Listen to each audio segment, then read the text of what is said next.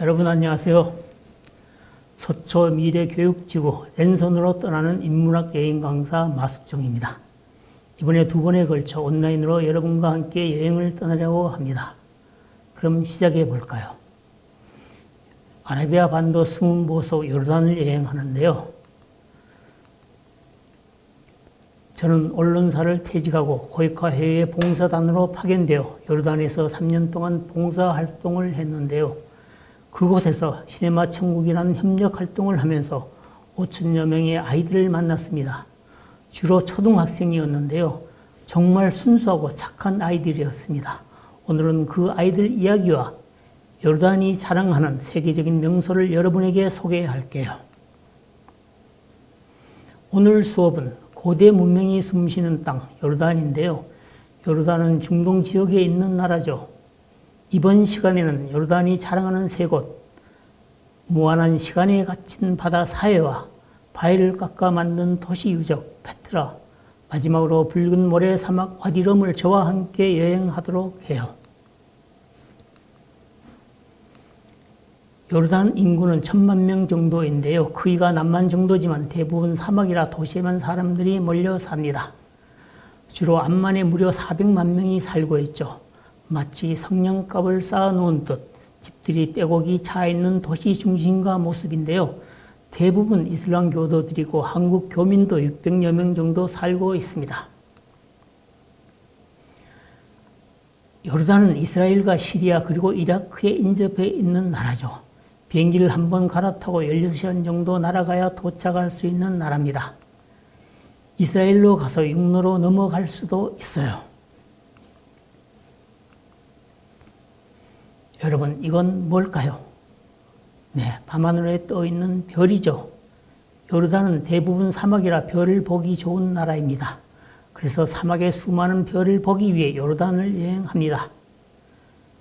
요르단을 여행하기 전에 꼭 읽어야 할 책이 있는데요. 우주의 탄생과 은하계의 진화, 그리고 외계 생명의 존재 등을 기술한 책, 칼 세이건의 코스모스라는 책이죠. 청소년들의 필독서입니다. 우주 신비를 관찰하는 허블 망원경인데요. 여러분, 지구에서 가장 가까운 별 이름이 뭘까요? 네, 바로 태양입니다. 항성인 태양이 늘 빛을 발하고 있기 때문에 별처럼 보이는데요. 밤하늘에 반짝이는 별이 대부분 태양이라고 생각하면 됩니다. 우리 지구가 속한 은하계에는 이런 별이 4천억 개가 된다고 칼 세이건은 이 책을 통해서 말합니다. 이것은 별이 아니라 은하입니다. 은하는 수많은 별을 품고 있는 천체죠. 무한한 우주에 수많은 은하가 존재하고 있는 사진을 보고 있는데요. 2022년에 나사가 선보인 제임스 웹 우주 망원경이 찍은 것입니다. 지구에서 150만 킬로미터 떨어진 우주 공간에 띄워서 사진을 전송하기 때문에 이전의 허블 망원경보다 100배 더 선명합니다. 제임스 웹 우주 망원경 덕분에 우리는 무한한 우주를 더 멀리, 더 선명하게 볼 수 있게 됐어요. 요르단 사람들은 한국에서 왔다고 하면 관심을 보입니다. 택시를 타면 운전수가 한국 자동차 최고라고 칭찬합니다. 그만큼 한국 자동차 점유율이 30%가 넘는데요. 길에 다니는 차 10대 중 3대 이상이 한국 차입니다. 요르단은 한국 중고차 수입 1위 나라입니다. 그리고 한국산 스마트폰도 인기가 있는데요. 요르단 청소년들은 가장 갖고 싶어하는 휴대폰이 한국산 휴대폰입니다. 중동은 어디를 가나 올리브가 유명하죠. 건조한 땅에서 열매를 맺기 때문에 건강식품으로 이용됩니다. 일반적으로 덜 익어 초록색을 띤 올리브를 그린 올리브, 완전히 익어 검은색을 띤 올리브를 블랙 올리브라 하는데요. 가을과 겨울 사이에 수확합니다. 요르단은 곳곳에 모스크가 있는데요. 정말 많습니다. 그런데 모스크 지붕은 왜 초승달로 장식할까요? 초승달은 샛별과 함께 이슬람을 상징해요. 이슬람의 예언자 마호메트가 처음 계시를 받을 때 초승달과 샛별이 떠 있다고 전해집니다. 중동 국가들의 최고 축제는 라마단이죠. 천사 가브리엘이 마호메트에게 코란을 가르친 달로 이슬람 교도들은 이 기간 동안 일출에서 일몰까지 의무적으로 한 달간 금식하고 매일 5번 기도를 합니다. 해가 져야 온 가족이 모여 앉아 식사를 할 수 있어요.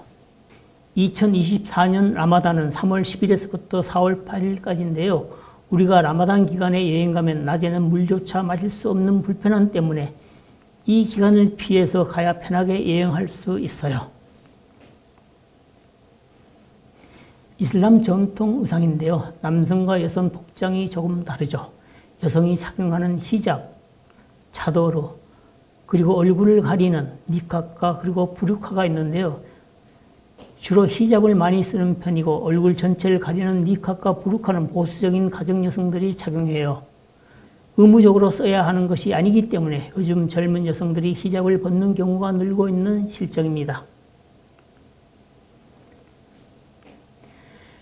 요르단 서북부에 있는 요르단 수도 암만은 암몬족의 나라에서 기원하는데 400만 명이 살고 있어요. 고소득층 인구보다 저소득층이 훨씬 더 많지만 온 가족이 열심히 일하며 생계를 이어가고 있습니다. 7 언덕 위에 지어진 도시인데요. 겨울 한철만 비가 오기 때문에 물이 부족하고 사람들은 여름보다 비나 눈이 오는 겨울을 더 좋아합니다. 제가 요르단에서 3년간 봉사활동을 진행했었는데요. 요르단 전역을 돌아다니면서 오지 아이들에게 야외에서 영화를 보여주는 활동을 했습니다. 활동 이름은 시네마 천국인데요. 20여 차례 활동을 하면서 5천여 명의 아이들에게 한국 문화와 영화를 보여줬습니다. 요르단 초등학교 학생들 어떤 모습일까요? 궁금하시죠? 잠깐 볼까요?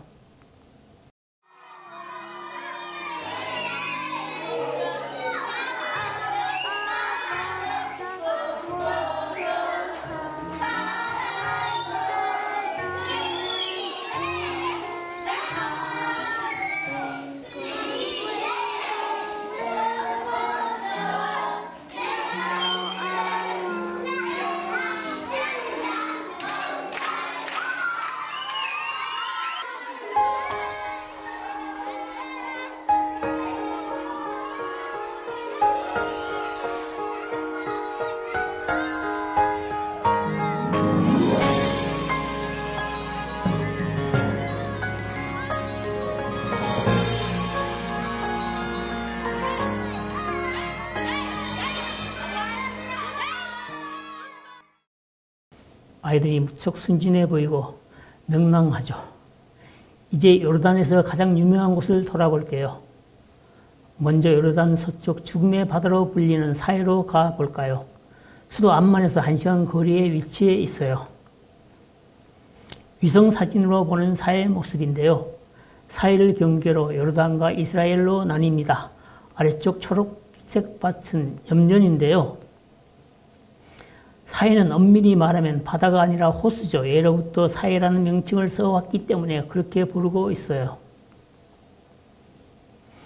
고대 시간의 역사를 담고 있는 사해는 최대 깊이 370m, 평균 깊이 118m이고 해수면은 마이너스 400m입니다. 해수면이 세상에서 가장 낮은 바다로 유명하죠. 염분이 높아 생물이 살지 못한다고 해서 사해란 이름이 붙었어요. 위성사진을 보면 사해물이 줄어드는 모습을 확연히 볼 수 있는데요. 원래 길이 85km, 폭 18km였던 사해가 지금은 길이 50km, 폭 15km로 줄어들고 있는데요. 50년 단위로 예상되는 사해를 보세요. 2050년이 되면 작은 호수로 남게 되는 안타까운 사해 모습입니다. 사해 물이 줄어들기 전에 여러분이 빨리 가보셔야 합니다. 1년에 80cm씩 수면이 낮아지고 있어요. 원인은 유입되는 수량보다 뜨거운 날씨로 증발한 양이 훨씬 많기 때문인데요. 물이 줄어들고 있는 모습이 뚜렷하죠. 사해가 사라지면 관광 수입이 줄어들기 때문에 요르단과 이스라엘은 사해의 물을 채울 수 있는 온갖 방법을 연구하고 있는 실정입니다. 사해는 오래전에 바다였던 곳이었는데 지각 변동으로 막힌 후 더 이상 바닷물이 유입이 없이 소금의 농도가 매우 높아진 지역인데요. 보통 약 7, 8배에 해당되는 염도로 인해 몸이 뜨는 바다로 유명해졌죠. 제가 12월에 갔는데도 사해에 들어갈 수 있을 만큼 날씨가 따뜻했습니다. 그냥 물속에 누워만 있어도 몸이 둥둥 뜨는 아름다운 사해 모습을 영상으로 볼까요?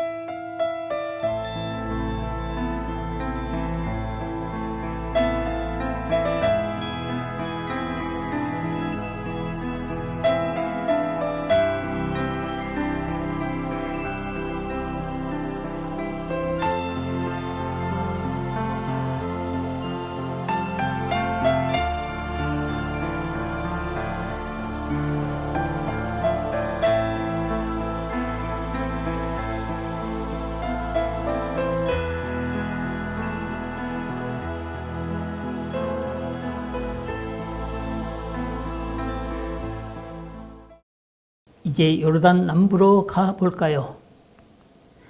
요르단이 최고로 자부심을 갖고 있는 세계적인 명소 페트라인데요.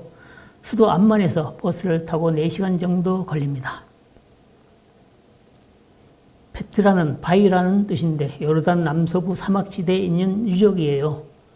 항로 무역으로 이 일대를 장악했던 아랍계 유목민 나바테아인이 2000년 전에 건설한 암벽 도시입니다. 세계 7대 불가 사이로 불과 200년 전에 세상에 알려졌는데요. 페트라를 보기 위해 요르단을 여행할 정도로 전 세계인이 와보고 싶어하는 곳입니다. 페트라는 굉장히 넓은 지역인데요. 그중 페트라를 상징하는 곳이 바로 이곳 알-카지네입니다. 보물창고라는 뜻이죠. 높이 43m로 페트라에서 가장 완벽하게 보존된 건물인데요. 세계 건축사의 불가 사이로 불리게 된 이유는 망치와 정으로 바위를 정교하게 다듬고 판에서 만든 건물이기 때문입니다. 인구 3만 명 거주했던 주거시설과 목욕탕, 무덤, 상수도 시설까지 완벽하게 갖춰진 흔적이 남아있는 도시인데요. 돌 계단을 초각하듯 파낸 6,000명을 수용하는 원형극장도 볼 수 있어요. 페트라 유적은 현재까지 800여 개 발굴됐는데요. 이것은 페트라 전체 4분의 1에 불과하다고 해요. 아직도 75% 이상이 모래 속에 묻혀 있답니다. 야간 페트라는 빼놓을 수 없는 구경거리죠. 매주 월, 수, 목 3번 열리는데요. 2시간 동안 진행됩니다. 밤하늘엔 별과 지상엔 촛불이 있는 아름다운 풍경을 경험해 볼 수 있는 곳입니다. 캔들라이트로 불리는 페트라 야간 행사에 수백 명의 관람객들이 모여 있는데요. 입구에서부터 수천 개의 촛불이 불발키고 있는 캔들라이트를 보면서 요르단 전통 문화와 음악을 감상할 수 있어요. 마지막으로 요르단 남부에 위치한 붉은 사막 와디룸으로 가볼까요? 요르단에서 제가 가장 좋아하는 곳이기도 하고 가장 많이 가본 곳이랍니다. 3억 년 전 직업 변동으로 만들어진 사막인데요. 황량한 벌판 그리고 붉은 모래로 유명하죠.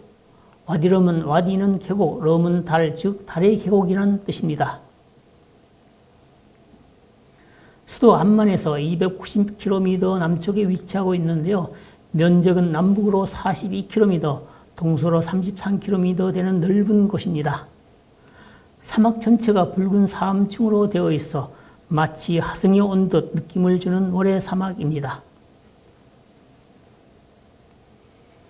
붉은 사암으로 형성된 와디룸은 원래 베두인들이 오랫동안 살던 터전이었는데요. 이제는 이런 캠프를 지어서 관광객들을 맞이하고 있습니다.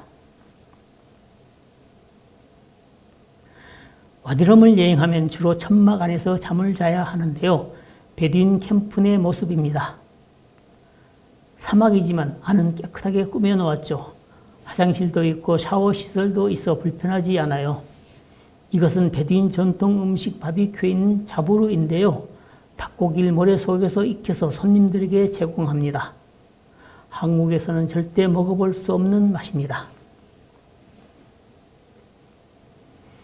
사막 곳곳에는 2만 여점의 비문가, 2만 5천 여점의 안각화가 있는데요. 낙타나 차량을 이용해서 역사적 유적을 보러 다니는데요.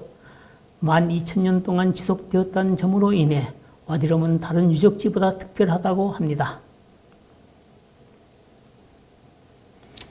요르단을 여행하기 전에 반드시 봐야 할 영화가 있죠. 바로 아라비아 로렌스인데요. 대부분 와디룸에서 찍은 영화이기 때문에 이 영화를 보고 와디룸을 여행하면 실감이 나죠. 이 바위가 영화 배경이 됐던 유명한 로렌스 바위입니다. 와디룸 사막에 뜬 세상의 모든 별들입니다. 별을 보려면 어둠이 필요하죠. 그래서 문명이 없는, 불빛이 없는 와디룸은 별을 관찰하기 좋은 곳이에요. 구름이 없고 보름달이 뜨지 않는 날을 선택해서 가야 많은 별을 볼 수 있어요. 제가 요르단을 여행한 사람들에게 물어봤죠. 요르단에서 가장 잊을 수 없는 것이 무엇이었냐고. 많은 사람들은 밤하늘의 강처럼 흐르는 은하수를 본 시간이 가장 잊을 수 없는 순간이었다고 말했을 정도로 아름다운 곳입니다. 오늘 마지막 영상인데요. 불가사의 암벽도시 페트라와 별들의 강인 은하수를 볼 수 있는 와디룸을 돌아볼게요.